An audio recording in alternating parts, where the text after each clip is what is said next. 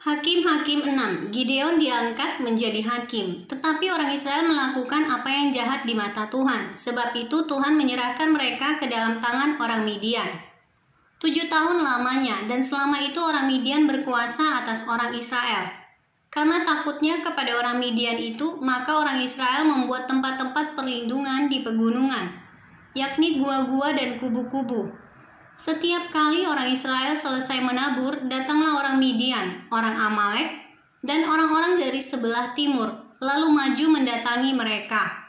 Berkemahlah orang-orang itu di daerah mereka, dan memusnahkan hasil tanah itu sampai ke dekat Gaza, dan tidak meninggalkan bahan makanan apapun di Israel, juga domba, atau lembu atau keledai pun tidak. Sebab orang-orang itu datang maju dengan ternaknya dan kemahnya, dan datangnya itu berbanyak-banyak seperti belalang. Orang-orangnya dan unta-untanya tidak terhitung banyaknya. Sekaliannya datang ke negeri itu untuk memusnahkannya, sehingga orang Israel menjadi sangat melarat oleh perbuatan orang Midian itu. Lalu berserulah orang Israel kepada Tuhan. Ketika orang Israel berseru kepada Tuhan karena orang Midian itu, maka Tuhan mengutus seorang nabi kepada orang Israel, yang berkata kepada mereka, "Beginilah firman Tuhan Allah Israel. Akulah yang menuntun kamu keluar dari Mesir dan yang membawa kamu keluar dari rumah perbudakan. Aku melepaskan kamu dari tangan orang Mesir dan dari tangan semua orang yang menindas kamu. Bahkan aku menghalau mereka dari depanmu dan negeri mereka kuberikan kepadamu. Dan aku telah berfirman kepadamu, Akulah Tuhan Allahmu, maka janganlah kamu menyembah Allah orang Amori yang negerinya kamu diami ini, tetapi kamu tidak mendengarkan firmanku itu." Kemudian datanglah malaikat Tuhan dan duduk di bawah pohon tarbantin di Ofra, kepunyaan Yoas, orang Abiezer itu, sedang Gideon anaknya mengirik gandum dalam tempat pemerasan anggur agar tersembunyi bagi orang Midian. Malaikat Tuhan menampakkan diri kepadanya dan berfirman kepadanya demikian, "Tuhan menyertai engkau, ya pahlawan yang gagah berani." Jawab Gideon kepadanya, "Ah Tuanku, jika Tuhan menyertai kami, mengapa semuanya ini menimpa kami? Di manakah segala perbuatan-perbuatannya yang ajaib yang diceritakan oleh nenek moyang kami kepada kami, ketika mereka berkata, bukankah Tuhan telah menuntun kita keluar dari Mesir? Tetapi sekarang Tuhan membuang kami dan menyerahkan kami ke dalam cengkraman orang Midian." Lalu berpalinglah Tuhan kepadanya dan berfirman, "Pergilah dengan kekuatanmu ini dan selamatkanlah orang Israel dari cengkraman orang Midian. Bukankah aku mengutus engkau?" Tetapi jawabnya kepadanya, "Ah Tuhanku, dengan apakah akan kuselamatkan orang Israel? Ketahuilah, kaumku adalah yang paling kecil di antara suku Manasye, dan aku pun seorang yang paling muda di antara kaum keluargaku." Berfirmanlah Tuhan kepadanya, "Tetapi akulah yang menyertai engkau, sebab itu engkau akan memukul kalah orang Midian itu sampai habis." Maka jawabnya kepadanya, "Jika sekiranya aku mendapat kasih karunia di matamu, maka berikanlah kepadaku tanda bahwa engkau sendirilah yang berfirman kepadaku,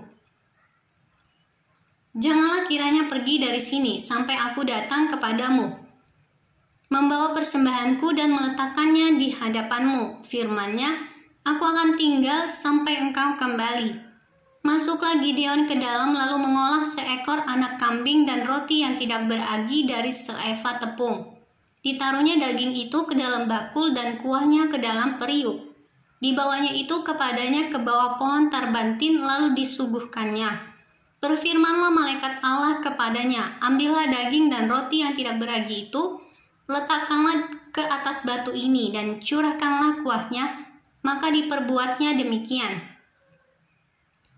Dan malaikat Tuhan mengulurkan tongkat yang ada di tangannya, dengan ujungnya disinggungnya daging dan roti itu. Maka timbullah api dari batu itu dan memakan habis daging dan roti itu.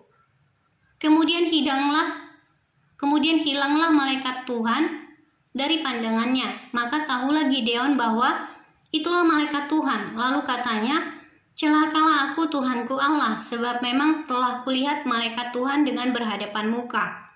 Tetapi berfirmanlah Tuhan kepadanya, "Selamatlah engkau.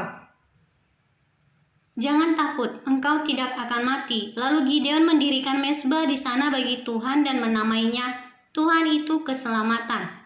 Mezbah itu masih ada sampai sekarang di Ofra, kota orang Abiezer. Pada malam itu juga Tuhan berfirman kepadanya, "Ambillah seekor lembu jantan kepunyaan ayahmu, yakni lembu jantan yang kedua berumur 7 tahun. Runtuhkanlah mezbah Baal kepunyaan ayahmu, dan tebanglah tiang berhala yang di dekatnya. Kemudian dirikanlah mezbah bagi Tuhan Allahmu di atas kubu pertahanan ini dengan disusun baik. Lalu ambillah lembu jantan yang kedua dan persembahkanlah korban bakaran dengan kayu tiang berhala yang akan kau tebang itu." Kemudian Gideon membawa 10 orang hambanya dan perbuatnyalah seperti yang difirmankan Tuhan kepadanya. Tetapi karena ia takut kepada kaum keluarganya dan kepada orang-orang kota itu untuk melakukan hal itu pada waktu siang, maka dilakukannya pada waktu malam. Ketika orang-orang kota itu bangun pagi-pagi, tampaklah telah dirobohkan mezbah Baal itu. Telah ditebang tiang berhala yang di dekatnya dan telah dikorbankan lembu jantan yang kedua di atas mezbah yang didirikan itu. Berkatalah mereka seorang kepada yang lain, "Siapakah yang melakukan hal itu?" Setelah diperiksa dan ditanya-tanya, maka kata orang, "Gideon bin Yoas, dialah yang melakukan hal itu." Sesudah itu berkatalah orang-orang kota itu kepada Yoas, "Bawalah anakmu itu keluar, dia harus mati karena ia telah merobohkan mezbah Baal dan karena ia telah menebang tiang berhala yang di dekatnya." Tetapi jawab Yoas kepada semua orang yang mengerumuninya itu, "Kamu mau berjuang membela Baal, atau kamu mau menolong dia? Siapa yang berjuang membela Baal akan dihukum mati sebelum pagi. Jika Baal itu Allah, biarlah ia berjuang membela dirinya sendiri setelah mezbahnya dirobohkan orang." Dan pada hari itu diberikan oranglah nama Yerubbaal kepada Gideon, karena kata orang, "Biarlah Baal berjuang dengan dia setelah dirobohkannya mezbahnya itu." Seluruh orang Midian dan orang Amalek dan orang-orang dari sebelah timur telah berkumpul bersama-sama, mereka telah menyeberang dan berkemah di lembah Yizreel.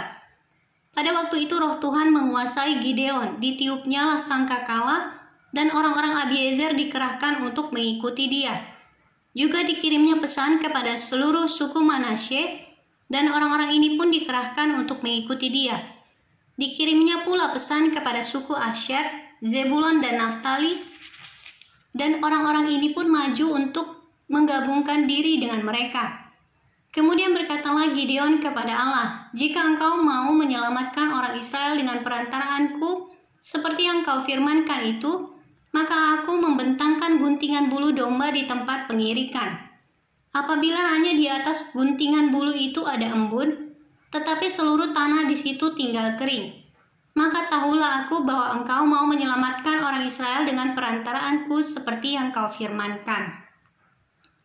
Dan demikianlah terjadi, sebab keesokan harinya pagi-pagi ia bangun, dipulasnya guntingan bulu itu dan diperasnya air embun, dari guntingan bulu itu secawan penuh air. Lalu berkatalah Gideon kepada Allah, "Janganlah kiranya murkamu bangkit terhadap aku. Apabila aku berkata lagi sekali ini saja, biarkanlah aku satu kali lagi saja mengambil percobaan dengan guntingan bulu itu. Sekiranya yang kering hanya guntingan bulu itu dan di atas seluruh tanah itu ada embun." Dan demikianlah diperbuat Allah pada malam itu, sebab hanya guntingan bulu itu yang kering dan di atas seluruh tanah itu ada embun.